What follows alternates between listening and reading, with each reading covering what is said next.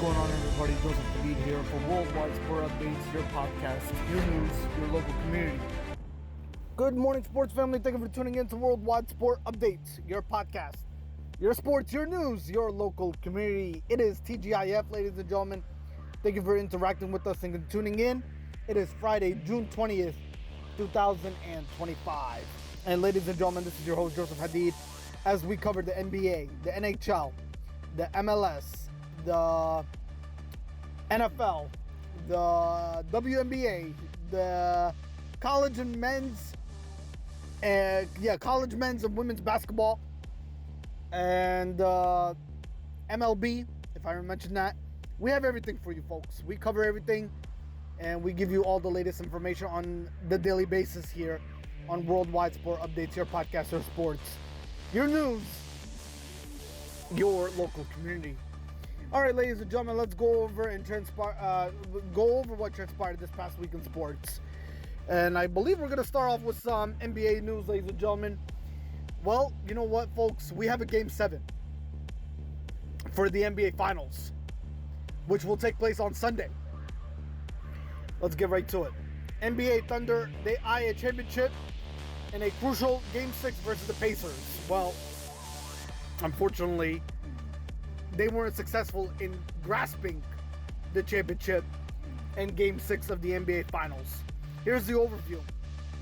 Game 5 on June 16, that is, the Oklahoma City Thunder took a pivotal 3-2 lead over the Indiana Pacers with a 120-109 victory win.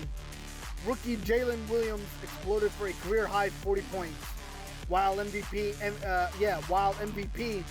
Shai Gilgeous Alexander added 31 points and 10 assists. Excuse me. Key performance and strategy. Jalen Williams, previously not in deep playoff conversations, has seized the moment, hurdling himself as a clutch performer. Shai Gilgeous Alexander continues his elite MVP level production, anchoring Oklahoma's balanced offensive attack.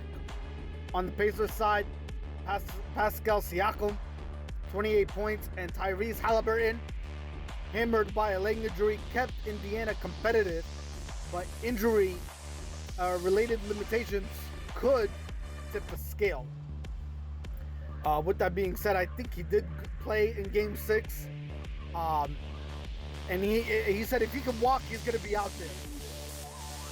Series dynamics. Oklahoma's home dominance and depth showed in Game 5. Indiana remains dangerous at home, fueled by balanced scoring and late quarter runs. Now, what's at stake, you guys all might ask?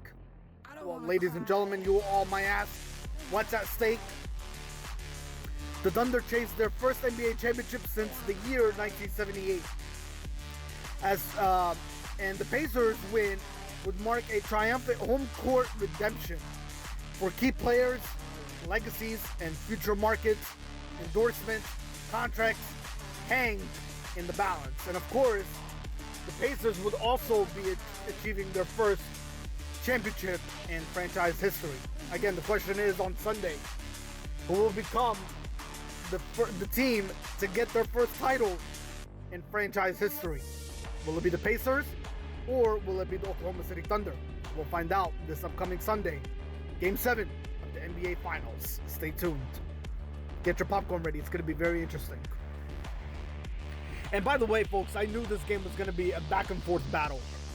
I mean, the showing in this NBA Finals has been epic, and it's been phenomenal. I will not be surprised if Game 7, if we see 2 overtimes, maybe a third overtime game. Those two teams are hungry, and they're gonna definitely show out come Sunday. I can't wait for this game. It's gonna be awesome. All right. With that being said, let's shift over now to some NHL hockey news. Panthers complete their dynasty, second straight Stanley Cup, back-to-back champions. Congratulations to the Florida Panthers. Here's the Game 6 recap on June 18th. Florida Panthers defeated the Edmonton Oilers 5-1 at Amerit Bank Arena, securing a second consecutive Stanley Cup. Sam Reinhart made history with 4 goals, including 2 empty netters, tying only Maurice Richard in this exclusive finals feat. Sergei Brovsky stood tall in the net, stopping 28 of 29 shots, and Sam Bennett clinched the Conn Smythe Trophy, finishing with 15 playoff goals. Tactical and historical context, Florida becomes the first back-to-back winner since Tampa Bay in the year 2020-2021. Their identity, dirtbag hockey, a blend of physical grit, relentless forecheck, and disciplined penalty kill, defined their title run. The Panthers' rise marks a shift to Sunbelt hockey's dominance.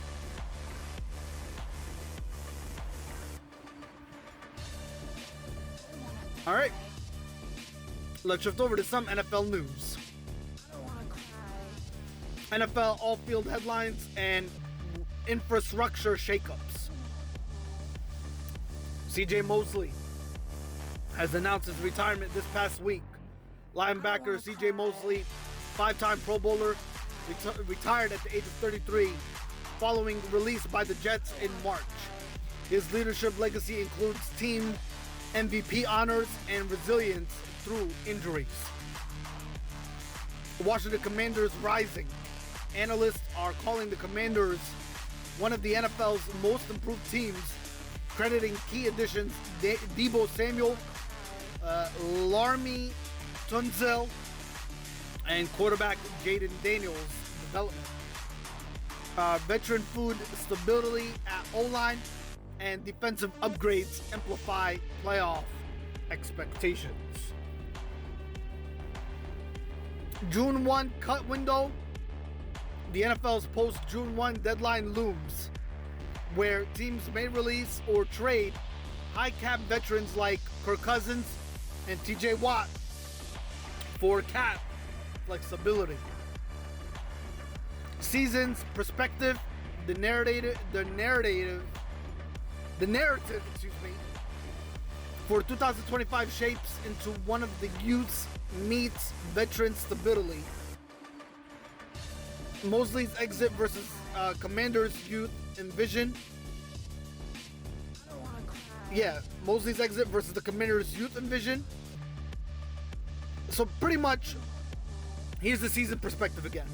The narrative for 2025 shapes into one of youth meets veteran stability. Mosley's exit, of course, versus the Commanders' youth envision. Off-field stories, legal tickets, stadium builds, fuel headline news, and also training camp logistics and cap strategy set the offseason tone. All right, let's shift over to some Major League Baseball news. MLB, Red Sox trade milestones and 2020 clubs.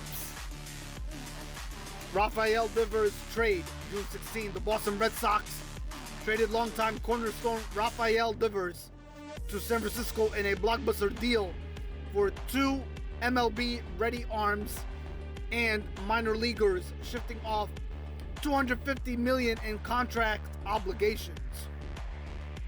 The trade underscores Boston's pivot toward rebuilding under general manager Craig Brislow's directive. Juan Soto and 1,000 hits, June 19th, this past week.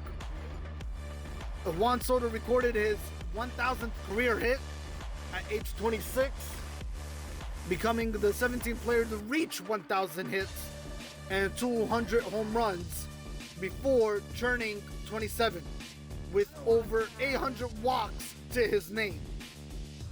2020 club, Pete Crow Armstrong.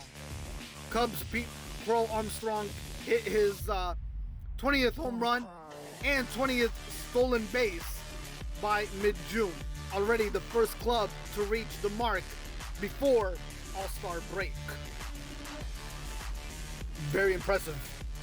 All right, ladies and gentlemen, that's all for this week. I will see you on next week's recorded podcast. Till then, YouTube family and sports family, take care of each other, stay blessed, and look out for each other. And we will interact next Fridays on Recorded Podcast. Till then, have yourself a great weekend. And this is your host, Joseph Hadid from Worldwide Sport Updates. Your podcast, your sports, your news, your local community. This is Joseph Hadid, signing off.